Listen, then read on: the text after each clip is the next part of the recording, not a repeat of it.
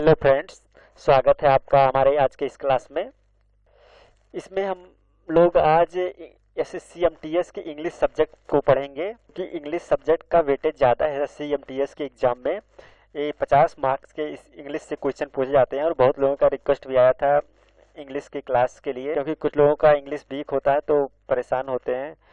तो इसीलिए हम आज इंग्लिश की क्लास स्टार्ट करने जा रहे हैं जिसमें आज इसका पहला दिन है। तो में हम डेली डिफरेंट डिफरेंट टॉपिक्स पे जो एग्जाम्स में पूछा जाता है उसको हम लेकर आएंगे, उसमें कैसे इसको सॉल्व करने की स्ट्रेटजी क्या हो तो उसको हम बताएंगे। आज इसमें हम लेके आए हैं एरर डिटेक्शन को लेकर। इसमें एक सेंटेंस दिया रहता है, उसमें हमें एरर को पहचानना रहता है और उस जिसमें एरर रहता है उसमें हमें ऑप्शन चूज करना रहता है। तो आइए स्टार्ट करते हैं। पहला क्वेश्चन है, I and he prepared the lesson thoroughly, no error. मतलब एरर ना हो तो नो एरर लगाएंगे इसमें। तो इसमें हम देख रहे हैं पहले वाले पार्ट में ही आई एंड ही लगा हुआ है, जबकि रूल ए होता है कि पहले सेकंड पर्सन आता है, फिर थर्ड पर्सन आता है, फिर फर्स्ट पर्सन आता है। आप पर्सन तो शायद समझ रहे होंगे, फर्स्ट पर्सन इसको बोलते हैं, अपने आप को फर्स्ट पर्सन बोलते हैं। जो आपके सामने जिससे आप बात कर रहे हैं उसको सेकंड पर्सन बोलते हैं, और किसी दूसरे के बारे में जो आपके पास ना हो उसके बारे में बात कर रहे हो तो उसको थर्ड पर्सन बोलते हैं।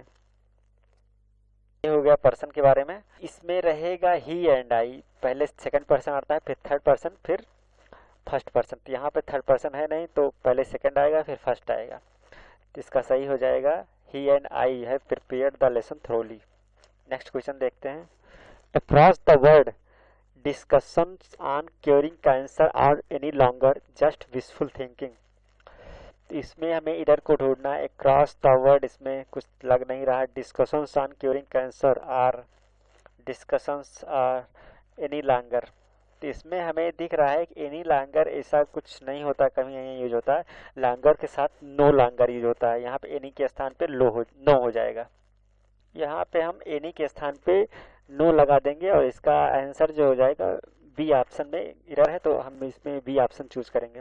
नेक्स्ट क्वेश्चन देखते हैं। The vacancy was filled by a young scholar who had an extensive knowledge of ancient art। आप एरर डिटेक्शन के क्वेश्चंस करने के लिए सभी वर्ड्स को ध्यान से पढ़ते जाइए, फिर दोबारा एक बार पढ़िए। बहुत टाइम भी मत वेस्ट करिए, बस दोबारा एक बार पढ़िए। जब उसमें आपको एरर दिख जाए तब लगाइए। हो सकता है पहली बार में आपको एरर ना पता चल पाए कहाँ पे एरर। तो देखिए, the vacancy was filled by a young scholar who had an extensive knowledge of ancient art। यहाँ पे extensive वर्ड जो है इसका कोई मतलब यहाँ पे नहीं बैठ रहा है। यहाँ पे वर्ड हो जाएगा एक्सटेंसिव। यहाँ पे एक्सटेंसिव हो जाएगा जिसका मतलब हो जाएगा विस्तृत, हिंदी में बोलते हैं। मतलब विस्तृत नॉलेज मतलब ज्ञान हुआ। एंशियंट आर्ट यहाँ पे उसी का मतलब सही बैठ रहा है। तो आप इसमें वोकैबुलरी का हेल्प लेना पड़ेगा आपको। नेक्स्ट क्वेश्चन देखते हैं। This novel of Sheldon is more interesting than any other novel। इसमें आप देखिए, This novel of Sheldon is more interesting than any other novel। यहाँ पे more interesting लगा है तो यहाँ पे than लगेगा ही। अब यहाँ पे any other मतलब जो नॉवेल है वो any other से कंपेरिजन किया गया है तो ये भी सही। इसमें जो है आप इसमें जो एरर वाला पार्ट है इसमें ऐसा है कि कोई एरर नहीं है, इसमें डी वाला पार्ट सही हो जाएगा। तो ऐसे क्वेश्चन भी आते हैं जिसमें कोई एरर नहीं रहे तो इसको हम डी ऑप्शन लगा देते हैं नो एरर पे। An eminent surgeon is visiting the hospital to attend a surgeons conference. आप इसको एक बार फिर से पढ़िए, देखिए कहाँ पे एरर है। An eminent surgeon is visiting the hospital to attend a surgeons conference. देखिए यहाँ इमिडेंट है तो यहाँ एन रहेगा ही, और is visiting the hospital to attend a surgeon conference. यहाँ पे सी में कुछ लग रहा है। सी में जो है ए के स्थान पर द आएगा, द आर्टिकल आएगा, यहाँ ए आर्टिकल नहीं रहेगा। यहाँ पर आर्टिकल का एरर हमने सभी टॉपिक से कवर करने की कोशिश की है इसमें। तो यहाँ पे देखो आर्टिकल का एरर है। द जो आर्टिकल होता है वो किसी डिफिनेट चीज के लिए जो पता हो हमें उसके लिए जो होता है। ये जो होता है ए या एन वो इंडिफिनिट आर्टिकल होता है, मीन्स हमें जो ना पता हो, जैसे कोई सर्जन, यहाँ पे कोई सर्जन नहीं होगा, मतलब द सर्जन, मतलब कोई सर्जन है उनकी कॉन्फ्रेंस में, जो हमें पता है सर्जन हुआ है उनकी कॉन्फ्रेंस में मीटिंग के लिए विजिट कर रहे हैं, मतलब तो यहाँ पे द हो जाए, क्योंकि हमें सर्जन मतलब कोई सर्जन नहीं, मतलब एक सर्जन है जिसको हम जानते हैं, तो यहाँ पे द डेफिनेट के लिए हो जाता है, ये जो एन होता है वो इंडेफिनिट आर्टिकल होता है। नेक्स्ट क्वेश्चन है most countries in the world is for piece. देखिए मोस्ट कंट्रीज, एक बार फिर से पढ़िए, most countries in the world is for piece.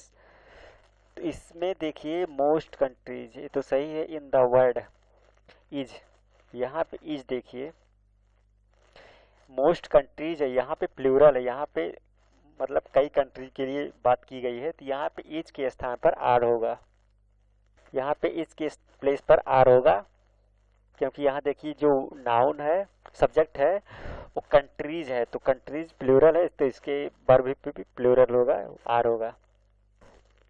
Our office buys 5 kilograms of paper every month.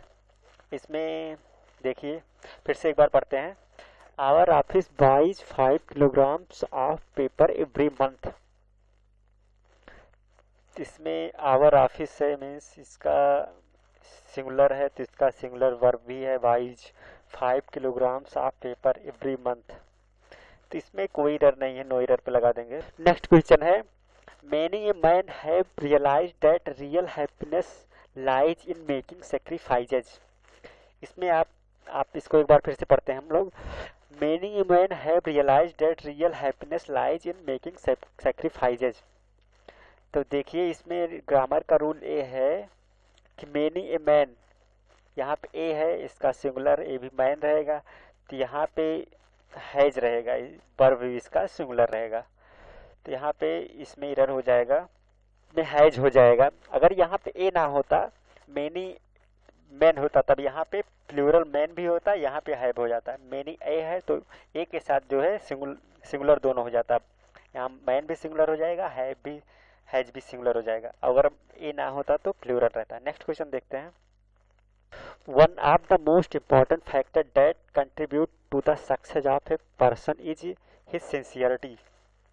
फिर से पढ़ते हैं एक बार, one of the most important factor that contribute to the success of a person is his sincerity.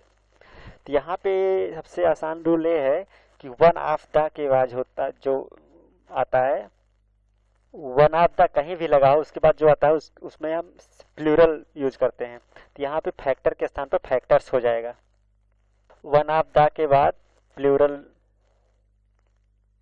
जो subject रहेगा plural रहेगा, one of the के बाद, सीधा सिंपल सा रूल है, प्लूरल यूज करते हैं। नेक्स्ट क्वेश्चन देखते हैं, a technical view of new gadgets sometimes differ from an economic perspective.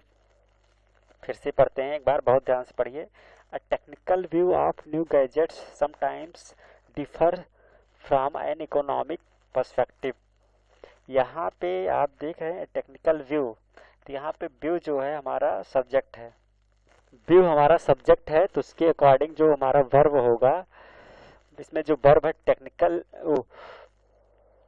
Technical view of new gadget sometime differ, तो इसमें जो डिफर है उसका वर्ब है, तो व्यू के अकॉर्डिंग जो डिफर होगा इसमें यस लगेगा, सिंगुलर है, व्यू सिंगुलर है तो इसमें ये भी सिंगुलर होगा, इसमें डिफर्स हो जाएगा। ये ग्रामर प्रेजेंट टेंस का रूल है, आप पढ़े होंगे शायद।